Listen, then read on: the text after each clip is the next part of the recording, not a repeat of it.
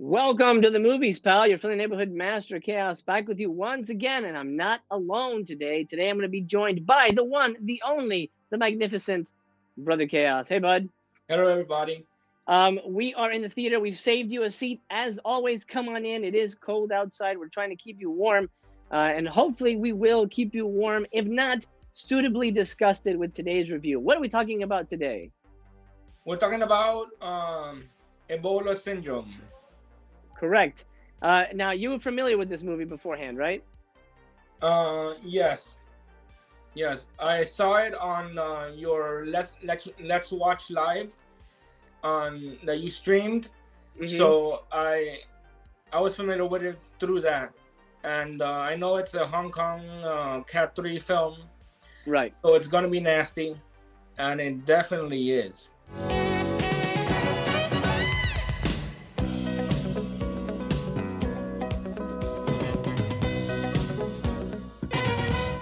Category 3 is right. This is Vinegar Syndrome's first foray into Hong Kong films, the Hong Kong extreme films. Now, this one is closely linked to another film known as Untold Story. I know you've seen that one previously, right? That's right. I have. What's worse? What would you think? What would you say is worse? Oh, geez. Well, the end of Untold Story is pretty horrific. It touches on a subject that you are uncomfortable with. I see. Gotcha. This one doesn't touch on that like exactly, but the whole run of the movie is grimy and sleazy. Like, if you ever wanted to know what a lecherous, murderous pig looks like, watch this movie. All right, since you feel so passionately about this type of film, why don't you start with the plot? Well, it starts off as we're introduced to the main character, Kai. That's Kai. Very simple name for the evil man that we're going to be talking about. Yeah. It starts up where he's fucking his boss's wife. And he's like, oh, yeah, give me more, yes. Do it 2 times, do it 3 times. In the act of like penetration and blowjobs and all that stuff, but you could tell he's eating it up. Like he's eating it up like an animal, like an animal would have sex. Like if you want to see what an animalistic human being is, this is him. So Kai, okay. And then there's a little girl involved, the daughter of the boss's wife, and she gets sent outside, and then the husband happens to be walking outside and sees the little girl, and she says, what's happening? He goes, oh no, my mom is with someone upstairs. They told me to come outside. He goes up and a big brawl ensues, and it comes to a particular point where the husband has Kai on his knees ready to cut his balls off with a pair of scissors. Mm-hmm. But then Kai tricks him. He says, no, I'll do it. Give me the scissors. My dick is small enough. I'll do it. So he manages to trick him, gets the scissors, and then he gets on the onslaught. He gets the upper hand. He pretty much ends up killing 3 people. Yeah. And that's the beginning, and then he's on the run. Yeah, and that's literally like the first 5 minutes of the movie. That's even before the Ebola syndrome shit happens. Yes. And that leads him to Africa, where he comes across an African village. What happens there? Well, he's with his boss that he's working for at a restaurant, and they're looking for pigs at a cheap price. So they hear an African village, they could provide pigs at a cheap price. But then he finds this pregnant woman that's has the Ebola virus. Was she pregnant? I thought she was just like sick. Oh, I don't recall. I might have seen a big belly, but she could have just been sick from the Ebola virus. But he rapes her, and he contracts the Ebola virus.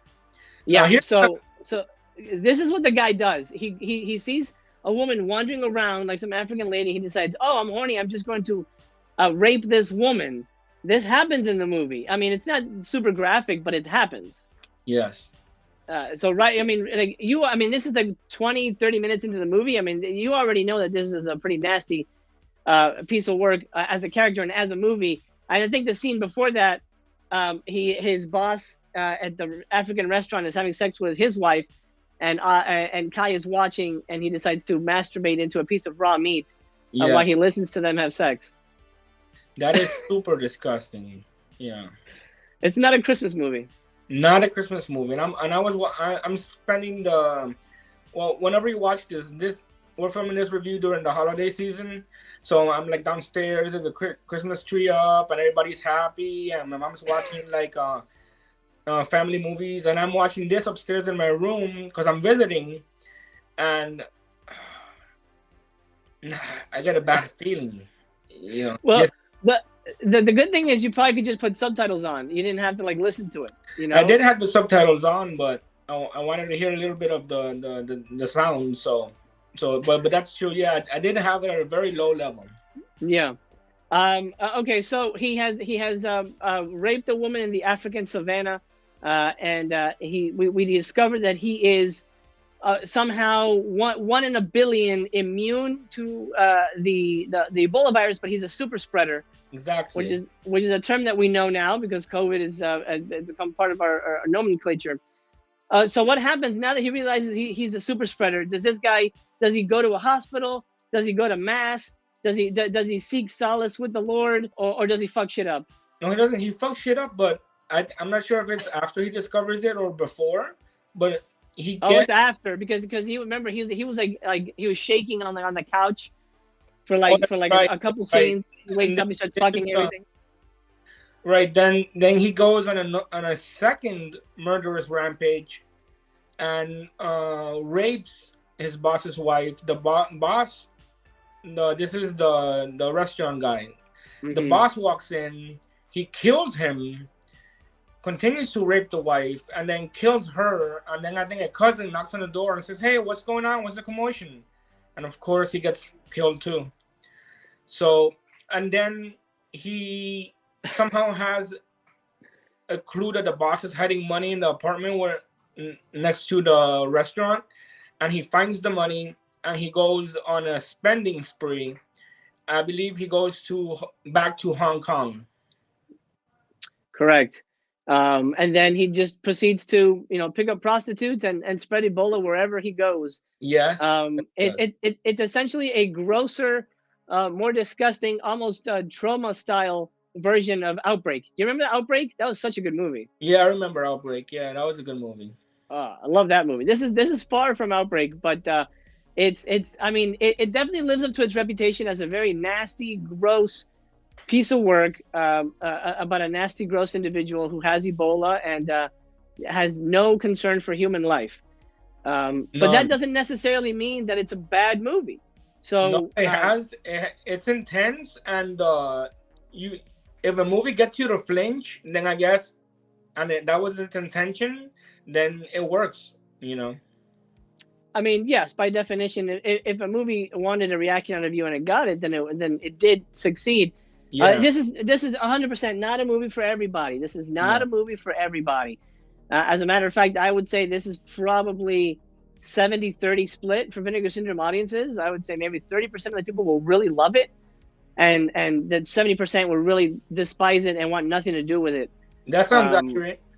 The numbers might be off, but I feel like that's kind of where it's feeling, because it's very off-putting, and it's not. I don't know how rewatchable it is. I mean, we ended up watching it twice, but that's for the review.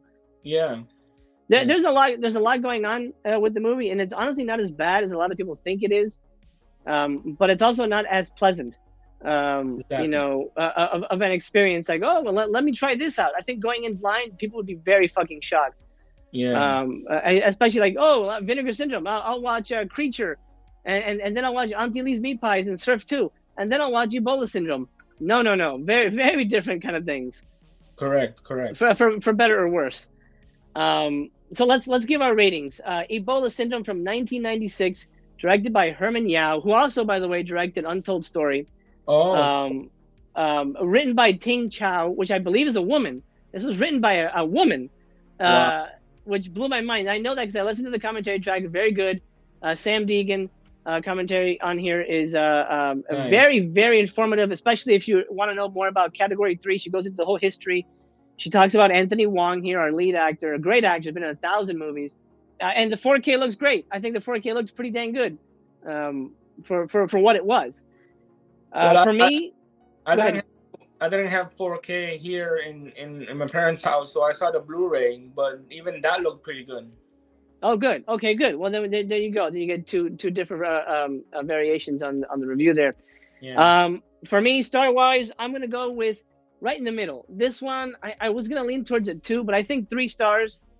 It is a fucking well-made movie. It's gross. It's disgusting. It's awful to look at, but it also is kind of winking at you and saying, "Hey, isn't this stupid? Isn't this silly? Isn't this goofy?" It isn't necessarily like, what's that guy? The vomit gore guy, Lucifer Valentine. Is that his name? Lucifer Valentine, yeah. Yeah, it's not one of those things like, oh, look, disgusting, vomit. Oh, the devil is in me, and you have to teach your children to respect the devil and love him. Yeah. Right. Yeah, it's none of that bullshit. Like, it's winking at you and saying, hey, this is silly, this is goofy, and don't take it 100% serious. So I like that aspect. It's well fucking made, well acted. Yeah. And it's to me, it's a 3-star movie. It's right in the middle there for me. I'm shocked, honestly, that it got 3 stars from me. Where would you land, Brother Cass? I thought exactly like you. The first time I saw it on your Let's Watch Live, I gave it 4 stars, but now I gave it 3. It's hard to pinpoint exactly why it went down, but I just wasn't too excited about all the depravity on screen as I was the first time. It was shocking and was cool, maybe, but like there's a scene in the beginning where the husband that's being cheated on, he has his wife pee on Kai's face. Yeah, that's just like amazing, so unnecessary and so weird. Yeah. So overall, just remember this movie's not for everybody, and yes, I give it 3 stars. Okay, my friend, it's time to close the theater down. Thank you so much for joining us. It's been an honor and a pleasure to have you here. I'm trying to get to 2,000 subscribers before the end of 2021. I might be there already. I'm not sure. We're sort of pre-recording this. But if you're new here, do consider subscribing. It would be such an honor and a pleasure to have you with me again, because I love chatting with you. And like I always say, this is a 2-way conversation. Well, 3-way when Brother Chaos is here. Leave us a comment. Let us know what you thought of the movie. If you got it, if you're on the fence, did we sway you either way to get it or not? And with that said, let's call it a day. I've got to grab the curtain, pull it across the silver screen here, and bid you adieu. From your friendly neighborhood Master Chaos, from Brother Chaos, we wish you the best. We love you very much. Happy New Year. Take care of yourselves. We hope to see you again. Yes. But for now, the theater is closed.